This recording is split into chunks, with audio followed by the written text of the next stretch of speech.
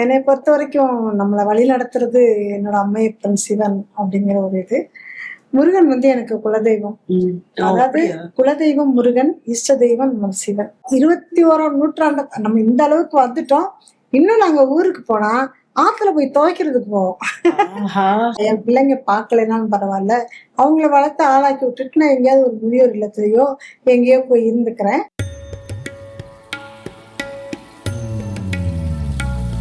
So இந்த மாதிரி நம்மளோட குரல் நமக்கான ஒரு தனி அடையாளன்றதே ஒரு ரொம்ப பெருமையான ஒரு விஷயம் இல்லைங்களா?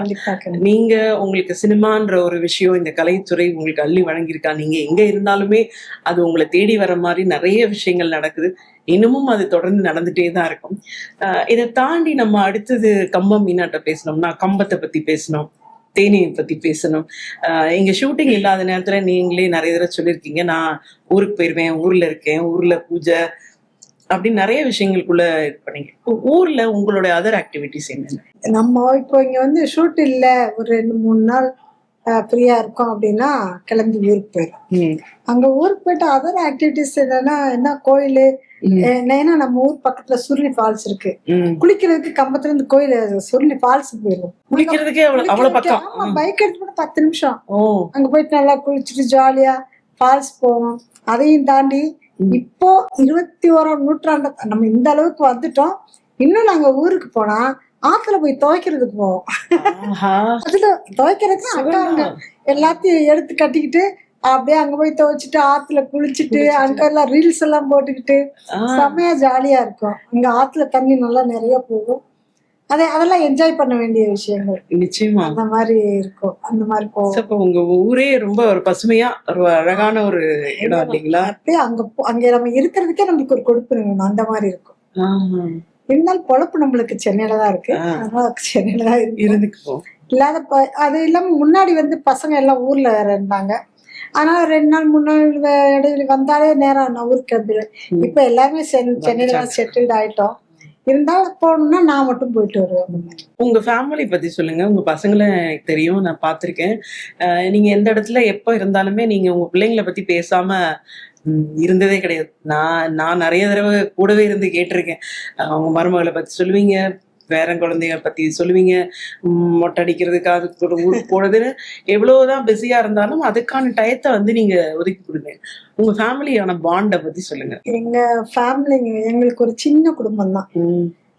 ஆக்சுவலி என்னன்னா, அப்பா வழியில அப்பா கூட பிறந்தவங்க 6 பேரு, அம்மா கூட பிறந்தவங்க 3 பேரு. எல்லாருமே ஆம்பளைங்க தான். அப்பா கூட பிறந்தவங்க 6 ஆம்பளைங்க, அம்மா கூட பிறந்தவங்க 3 ஆம்பளைங்க. அம்மா ஒரே ஒரு லேடி தான். சோ என்னன்னா குடும்பம் இதோட கிளைகள் நல்லா பெருசு. ஆனா எனக்கான உலகம் ரொம்ப சிறுசு.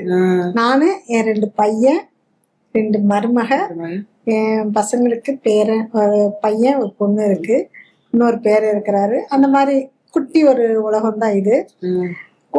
என் கூட பிறந்ததுன்னு சொல்லி ஒரே ஒரு அக்கா இருக்காங்க. அக்கா பசங்க, மாமா. அக்கா அவங்க வந்து கம்பத்துல பேக்கரியும் ஐஸ் கம்பெனி வச்சிருக்காங்க. அதனால அங்க போனோம்னா எனக்கு இன்னொரு அம்மான்னு சொல்லலாம். அதான் அம்மா இல்ல அப்பா இல்ல. எனக்கு 1.5 வயசுல அப்பா இறந்துட்டாங்க. அம்மா வந்து 2003ல இறந்தாங்க. இப்ப 23 வருஷம் ஆயிடுச்சு அம்மா இறந்து. எனக்கு அம்மாவுக்கு அம்மாவா என்னோட குடும்ப இது எல்லாத்தையுமே பார்த்து நம்மளுக்கு நல்லது கெட்டது எல்லாமே சப்போர்ட்டா, அதாவது பணம் கொடுத்து உதவணுங்கிறது இல்ல, கடவுள் புண்ணியத்துல நான் நல்லா இருக்கேன். மற்றபடி நம்மளுக்கு ஒரு சப்போர்ட்டிவா இருந்து ஒரு ஏதாவது ஒண்ணா நம்ம போனா நம்மளை பாக்குறதுக்கு வைக்கிறதுக்குன்னு அக்கா தான். எல்லாமே அக்கா தான் அம்மா மாதிரி இருந்து பாத்துக்குவாங்க. இதுதான் என்னோட உலகம். அந்த குழந்தைங்களோட உங்களோட டைம் வந்து ரொம்ப இருந்தாலும் பக்தியிலயும் நீங்க நிறைய என்னைக்கு இருந்தாலும் முருகர் கோவில், நான் இன்ஸ்டால பார்த்தாலே பாதி நேரம் சிவப்பழமா அப்படி விபூதி வச்சுக்கிட்டு சிவன் இந்த கோவில்ல இருக்கேன், அந்த கோவில்ல இருக்கேன், இங்க போனேன் அப்படின்னு பக்தியும் அது வேணும்னு தான் சொல்லுவேன் நான் எப்பயுமே. உங்களை நான் அப்படி பார்த்திருக்கேன் நிறைய. என்னை பொறுத்த வரைக்கும் நம்மளை வழி நடத்துறது என்னோட அம்மையப்பன் சிவன் அப்படிங்கிற ஒரு இது. முருகன் வந்து எனக்கு குலதெய்வம். அதாவது குலதெய்வம் முருகன், இஷ்ட தெய்வம் நம்ம சிவன். அவன் இல்லைன்னா நம்ம இல்லை அப்படிங்கிற ஒரு மைண்ட் செட்டு. அதுக்கு உதாரணமா நிறைய விஷயங்கள் சொல்லலாம் வித்யா. நான் பாக்கியலட்சுமியில நீங்க சொன்ன மாதிரி அவ்வளவு பெரிய ரோல் பண்ணோம், 6 வருஷம் டிராவல் பண்ணி எல்லாம் பண்ணியிருக்கோம். இப்போ வரைக்கும் பாக்கியலட்சுமி முடிஞ்சு கிட்டத்தட்ட 6 மாசம் ஆயிடுச்சு. இப்போ வரைக்கும் நான் வேற எந்த புது ப்ராஜெக்டுமே பெருசா பண்ணல. அதுல இருந்து இன்னும் எனக்கு எந்த வாய்ப்பு வரல. அப்ப பாக்கியலட்சுமி முடிச்சு ஒரு 3 மாசம் கழிச்சு 3 மாசம் வரைக்கும் ஆயிடுச்சு, சும்மாவே இருக்குமே அப்படின்னு யோசிச்சுட்டு ரொம்ப மனசு கஷ்டமா இருக்கு. ஏன்னா வேலையில ஏன்னா நம்ம துருதுருன்னு வேலை பார்த்துக்கிட்டே இருந்தாங்க. வீட்டுல இருந்தா எனக்கெல்லாம் பைத்தியம் பிடிச்சிடும், அந்த மாதிரி ஒரு கேரக்டர் நானு. அப்ப சரி என்ன பண்றதுன்னு யோசிச்சுட்டு இது பண்ணிட்டு இருக்கேன். என்னடா இப்படி நான் ஓரமா போட்டு வச்சிருக்கேன்னு எங்க அப்பா நான் நொந்துகிட்டு இருக்கேன். நொந்துட்டு அப்படி சரி நம்ம திருவண்ணாமலை போயிட்டு வரலாம், சும்மா சாமியை போய் கும்பிட்டு வரலான்ட்டு நான் கார்ல திருவண்ணாமலை போய்கிட்டு இருக்கேன். போகும்போது நான் நினைச்சுக்கிட்டேதான் பொதுவா அவரை என்னப்பா எனக்கு ஏதாவது வேலை கொடுக்காம இப்படி வச்சிருக்கேன் அப்படின்னு யோசிச்சுக்கிட்டே போறோம். எனக்கு போய்கிட்டு இருக்கும்போது ஒரு கால் வருது. கால் பண்ணி, மேம் உங்க என்ன ப்ராஜெக்ட் உங்களுக்கு போயிட்டு இருக்குன்னா, இல்லை இப்போதைக்கு சும்மாதான் இருக்குன்னு உங்க போட்டோஸ் அனுப்பி வைங்க அப்படின்னு சொல்றாங்க. சரின்னு சொல்லிட்டு சரிங்க சார், நான் ஃபர்ஸ்ட் எதுவுமே கேட்க மாட்டேன், நான் போகும்போது அனுப்பி வச்சுட்டேன். அனுப்பிட்டு திருவண்ணாமலை போறோம். போயிட்டு சாமி கும்பிட்டு வெளில வர திருப்பி கால் வருது. மேம் நீங்க ஃப்ரீனா நாளைக்கு டெஸ்ட் ஷூட் இருக்கு வாங்க மேம் அப்படின்னு. என்ன அப்பதான் கேக்குறேன், அண்ணாமலை திருவண்ணாமலை போகும்போது பாருங்க என்னோட நான் சிவன் அப்படி கேட்டு இது பண்றேன். அவ்வளவு மனசு கஷ்டமா இருக்கு. அப்ப என்னடா இப்படி இருக்கிறோமே அப்படின்னு பேசும்போது கரெக்டா திருவண்ணாமலை போறேன். அங்க இருந்து வரும்போது அது டைட்டில் பாருங்க, அண்ணாமலை குடும்பம். அண்ணாமலை குடும்பத்துல ஒரு கேரக்டருக்கு நீங்க நாளைக்கு டெஸ்ட் ஷூட் இருக்கு வாங்க அப்படின்னு கூப்பிடுறாங்க. நீங்க சொல்றீங்களா அவ்வளவு பக்தியா இருக்கீங்க, நான் அதுக்காக சொல்றேன். நானு அவர் தான் எனக்கு எல்லாமே. நான் ஒவ்வொரு பிரதோஷத்துக்கும் கோயிலுக்கு போயிடுவேன். ஷூட் இருக்கும்போது மட்டும் போக முடியாது, மற்றபடி சும்மா இருந்தேன்னா பிரதோஷம் எல்லா பிரதோஷத்துக்கும் கோயிலுக்கு சிவன் கோயிலுக்கு போயிட்டு அடிக்கடி திருவண்ணாமலைக்கு கிரிவலம் போயிடுவேன். இந்த மாதிரி டைம் கிடைக்கும் போதெல்லாம் போய் எனக்கு அதுல எனக்கு ஒரு சந்தோஷம், மனசு திருப்தி எல்லாமே இருக்கு, போயிடுவேன். அதே மாதிரி முருகன் தான் எங்களுக்கு குலதெய்வம். அவருக்கு தான் போய் மொட்டை போடுவோம். எங்க பேரம்பேத்தி பிறந்துட்டா முருகனுக்கு தான் மொட்டை போடுவோம். நான் ஒவ்வொரு வருஷமும் சஷ்டி விரதம் இருப்பேன். வருஷத்துல 7 நாள் எதுவுமே சாப்பிடாம சஷ்டி விரதம் இருப்பேன். அதுக்கு ஒவ்வொரு வருஷம் இப்ப இல்லை, நான் 10th படிக்கும்போது இருந்தே முருகனுக்கு சஷ்டி விரதம் இருப்பேன். சஷ்டி விரதம் இருந்துதான் எனக்கு குழந்தை பிறந்துச்சு. என் மருமகளுக்கும் அதே மாதிரி நான் சொன்னேன், இந்த மாதிரி ஒரு வருஷம் வரைக்கும் நிக்கவே இல்லை சின்னவங்களுக்கு. அப்ப நீங்க சஷ்டி விரதம் இருந்தீங்கன்னா வந்துரும்பா குழந்தை பிறந்துன்னு சொல்லவும் என் கூட சேர்ந்து அவங்களுக்கு சஷ்டி விரதம் இருந்தாங்க. கரெக்டா அவங்க சஷ்டி விரதம் இருந்து அந்த ஒரு 4 நாளைக்கு முன்னாடிதான் குளிச்சிருக்காங்க, விரதம் ஆரம்பிக்கிறதுக்கு முன்னாடி. அதுக்கப்புறமா அப்படியே நின்றுட்டாங்க. அப்படி நின்று பிறந்தவன் தான் தீஷிதன். முருகனோட பேரு அது. முருகன் 2 பேர், நவதீரா பாப்பா பேரு. 2 பேருக்குமே முருகனோட பேரு தான் வச்சிருக்கோம். அந்த மாதிரி இதெல்லாம் விட இன்னைக்கு நடந்த ஒரு விஷயம் என்னன்னா, இப்ப நான் ஷூட் இல்ல, வீட்டுலதான் இருந்தேன். நாங்க நைட்டு நாங்க இப்ப இந்த பையனுக்கு பெரியவனுக்கு இப்பதான் மேரேஜ் ஆச்சு.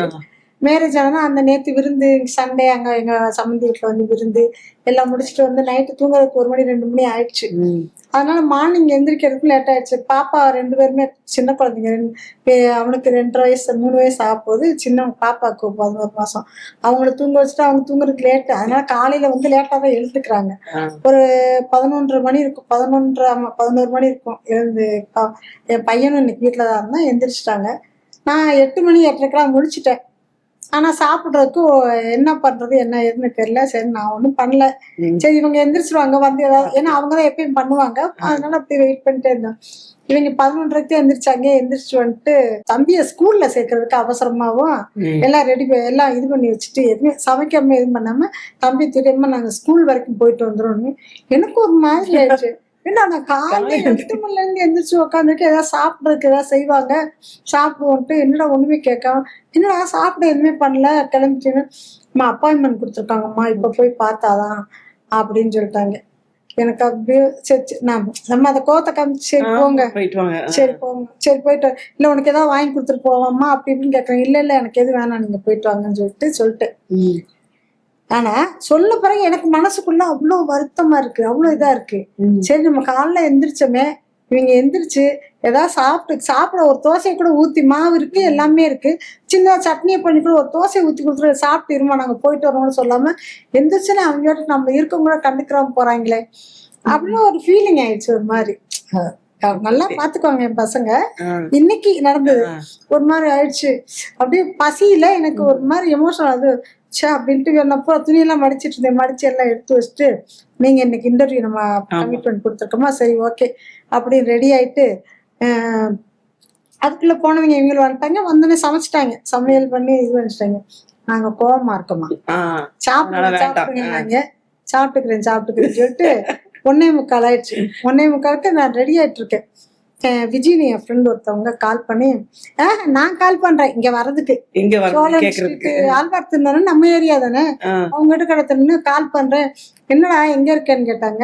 நான் வீட்டுல இருக்கேன் விஜி, சோழன் ஸ்ட்ரீட் இங்கதான் இருக்கு. இங்க சிவனுக்கு வந்து அபிஷேகம் ஆராதனை நிறைய நடந்துட்டு இருக்கு, நீ வரியா? நாங்க சிவனுக்கு அங்கேயா, நம்ம ஏரியால எங்க அப்படின்னு, நம்ம அன்பு நகர் பாலாஜி நகர்லதான், பக்கத்துலதான், வரியா அப்படின்னாங்க. நான் 2:30க்கு வந்து கமிட்மெண்ட் கொடுத்துட்டேனே, என்ன பண்றது சொல்றேன்ட்டு தான் உங்களுக்கு கால் பண்ணேன். 1/2 hour லேட்டா வரேன்னு சொன்ன உடனே, மற்றபடி எனக்கு அங்க சாப்பிட போறோம் அதெல்லாம் எனக்கு தெரியாது. இன்னைக்கு அங்க கும்பாபிஷேகம், நம்மளும் காலைல எழுந்திரிச்சு எல்லாம் குளிச்சு ரெடியா இருக்கோம், கரெக்டா கால் வருது, ஒரு எட்டு போய் சாமியை பார்த்துட்டு வந்துருவோம் அப்படிங்கிறத உங்ககிட்ட கேட்டுட்டு அப்படியே கிளம்பி போனேன். போய் அவங்க விஜய் உட்காந்துருந்தாங்க, சரி வா அப்படின்ட்டு, முதல்ல போய் சாப்பிட்டு வாப்போ அப்படின்னு நாங்க பாரு. எனக்கு அவ்வளோ ஒரு மாதிரி ஆயிடுச்சு. கோயிலுக்கு சாமி கும்பிட்டுறதுன்னு வந்தோம், காலைல நம்ம சாப்பிடல, அங்க வேற அவங்க கூட கோவிச்சுக்கிட்டோம். இப்போ மேல போய் சாப்பிட்டோம் மேல அப்படின்னு, அப்படியா? ஆமா, அப்போ ஸ்கிரீன் போட்டிருக்காங்க, இப்போ நடந்துட்டு இருக்கு, அலங்காரம் நடந்துட்டு போய் சாப்பிட்டு வந்தாங்க. அப்புறம் போய் சாப்பிட்டு வந்து சிவனோட பிரசாதம் சாப்பிடுறதுதான் காலையில இருந்து அவங்கள வந்து பட்னியா இருக்க மாதிரி. மேல சாப்பிட்டு அவரை பாக்குறேன், என்னால கண்ட்ரோல் பண்ண முடியல, அழுவுறேன் நான் பாட்டுக்கு அப்படியே அவரை பார்த்து. அது சந்தோஷம். அப்ப எனக்கு நான் இருக்கேன், கவலைப்படாத அப்படின்னு அவர் சொல்றாரு. அதுதான் எனக்கு அந்த இதுதான் என் மனசுக்குள்ள தோணுச்சு. நிச்சயமா அதுதான், அந்த நம்ம ஒரு விஷயம் நடக்கிறதுக்கும் பின்னாடி ஏதோ ஒரு காரியம் இருக்கும். அது நடக்கும்போது நமக்கு அது தெரிய வருது. இன்னைக்கு வந்து சிவன் இந்த ஒரு பிளெஸிங் உங்களுக்கு கொடுக்கணும் அப்படின்னு நினைச்சிருக்கிறாரு. நம்ம இன்னும் ஒரு விஷயம் சொல்லணும்னா, எனக்கு வந்து 10th படிக்கும்போதே கல்யாணம் ஆயிடுச்சு. 15 வயசு 20 வயசுக்குள்ளேயே லைஃப்ல நம்மளுக்கு 2 பையன் குழந்தை பிறந்துட்டாங்க. அதுக்கப்புறம் ஒரு 10 வருஷம் வாழ்ந்துருப்போம், அவ்வளவுதான், கதை முடிஞ்சு போயிடுச்சுன்னு வச்சுக்கோங்க. அப்பயே சொல்லுவாங்க எல்லாருமே, பசங்க சின்ன சின்ன பசங்க, நீ சின்ன வயசா இருக்கிற, நீ ஒரு மேரேஜ் பண்ணிக்கோ அப்படிமா. இல்ல எனக்கு வேண்டாம், எனக்கு என் பசங்க இருக்காங்க, நான் என் பசங்களை பார்த்துக்கிட்டே லைஃப் ஓட்டிடுவேன், ஒண்ணும் பிரச்சனை இல்லை அப்படிங்கும்போது அவங்க சொல்லுவாங்க, பொம்பளை பிள்ளையா இருந்தா கூட அம்மானு பாசமா இருக்கும், பார்க்கும் செய்யும். ஆம்பளை பசங்க வந்து அவங்களுக்குன்னு ஒரு லைஃப் வந்துருச்சுன்னா அவங்க கொண்டாட்டி அவங்க குடும்பம் அப்படிதான்ப்பா போயிடுவாங்க, உனக்கேன்னு ஒரு இது வேணும் அப்படின்னு நிறைய சொன்னாங்க. அப்ப இப்பயாவது நம்மளுக்கு ஒரு நிறைய ஒரு அனுபவப்பட்டிருப்போம், நம்மளுக்குன்னு சில வார்த்தைகள் தெரியும், அப்படி தெரியும். ஆனா அப்பயும் நான் சொன்ன வார்த்தை என்னன்னா, பரவாயில்ல என் பிள்ளைங்க பார்க்கலைனாலும் பரவாயில்ல, அவங்கள வளர்த்து ஆளாக்கி விட்டுட்டு நான் எங்கேயாவது ஒரு முதியோர் இல்லத்துலையோ எங்கேயோ போய் இருந்துக்கிறேன். அதே மாதிரி அங்க இருந்துக்கிட்டு அங்க என்னால முடியாத பட்சத்துக்கு போகல, கொஞ்சம் நல்லா இருக்கும்போதே நான் போய் அவங்களுக்கு சேவை செஞ்சுக்கிட்டு நான் அங்கேயே இருந்துட்டேன்னா அப்புறம் என்னையும் அவங்க பாத்துக்கிறவாங்க. எனக்கு ஏதாவதுன்னா என்னோட தாட் அதுதான், அதனால நான் அப்படியே இருந்துக்கிருவேன் அப்படின்னு அப்பயே சொல்லியிருக்கேன். அதையதான் இப்பயும் சொல்றதுக்காக வந்தேன் நான். கண்டிப்பா அந்த மாதிரி வரும்போது நம்ம எப்பவுமே நம்மளுக்காக என்ன பண்ணணுமோ அதை நாமளே பண்ணிட்டா அது அந்த டீசன்சியும் மரியாதையோடய நம்ம வாழ முடியும். நல்ல தாட்டு தான். ஒரு எதிர்பார்ப்பு இல்லாம நம்ம வந்து இருந்தோம்னாலேவும் ஏமாற்றம் இருக்காது அப்படிங்கறதுக்காக சொல்றேன். நம்ம கடமை நம்ம கரெக்டா செஞ்சுவோம், மற்றபடி எல்லாரும் நம்மள பாக்குறாங்க பாக்கலன்றத நம்ம ஒரு எதிர்பார்ப்பு வச்சுக்கிற கூடாது அப்படிங்கிறது என்னோட. நிச்சயமாப்பா, ஒரு நம்ம இப்ப நிறைய பேசியிருக்கோம், எனக்கும் ஒரு மாதிரி ஒரு நிறைவாதான் ஒரு ஃபீல் ஆகுது. ஒரு கோ ஆர்டிஸ்டா, ஒரு ஃப்ரெண்டா அவங்கள நம்ம ஒரு இன்டர்வியூ பண்றோம் போது எனக்கு ஒரு திருப்தியா இருக்கு. எனக்கு தெரிஞ்சு உங்களோட இந்த ஜேர்னில எப்படி ஆரம்பிச்சிச்சு, எவ்வளவு நல்ல விஷயங்கள்லாம் பண்ணிருக்கீங்க அப்படிங்கறத ஓரளவுக்கு இன்னைக்கு பப்ளிக்ல இதை கொண்டு வந்து சேர்த்திருப்பேன்ற ஒரு நிறைவு எனக்கு இருக்கு. ஒரு முழுமையான ஒரு நேர்காணலா இது அமைஞ்சதுல எனக்கு ரொம்ப சந்தோஷம். கெஸ்டா வந்து மனம் திறந்து நிறைய விஷயங்களை வெளிப்படையா பேசினதுக்கு ரொம்ப நன்றி. எனக்கு ரொம்ப ரொம்ப சந்தோஷம் நித்யா. அதுவும் நீங்க என்னை செலக்ட் பண்ணி சரி கவுமினாவை கூப்பிட்டு நம்ம பேசுவோம், வர வைப்போம் சொல்லி வர வச்சு என்னைட்டு நேர்காணல் கண்டதுல எனக்கு ரொம்ப சந்தோஷம். தேங்க்யூ. என்ன நேர்களே, பாத்தீங்களா, ரசிச்சிங்களா, எப்படி இருந்துச்சு? ஒரு தோழியா, ஒரு நம்ம கூட ஒர்க் பண்ற ஒருத்தங்க அப்படிங்கறத தாண்டி அவங்களோட லைஃப் ஜேர்னில எவ்வளவு விஷயங்களை அவங்க கடந்து வந்திருக்காங்க, எவ்வளவு யதார்த்தமான ஒரு லைஃப் ஸ்டைல் அவங்களுக்கு இருந்திருக்கு, இனி வரைக்கும் அவங்களோட பயணம் எப்படி இருக்குன்னு பேசினதுல எனக்கு ரொம்ப சந்தோஷம். கண்டிப்பா பாக்குற உங்களுக்கு எல்லாருக்கும் பிடிச்ச கம்மு மீனா கிட்ட இருந்து நிறைய விஷயங்கள் நீங்க கேட்டு தெரிஞ்சிருப்பீங்க. எப்படி இருக்கு அப்படிங்கறத கமெண்ட்ஸ்ல தெரியப்படுத்துங்க. மீண்டும் ஒரு அழகான கெஸ்டோட உங்களை நான் சந்திக்கிறேன். நன்றி.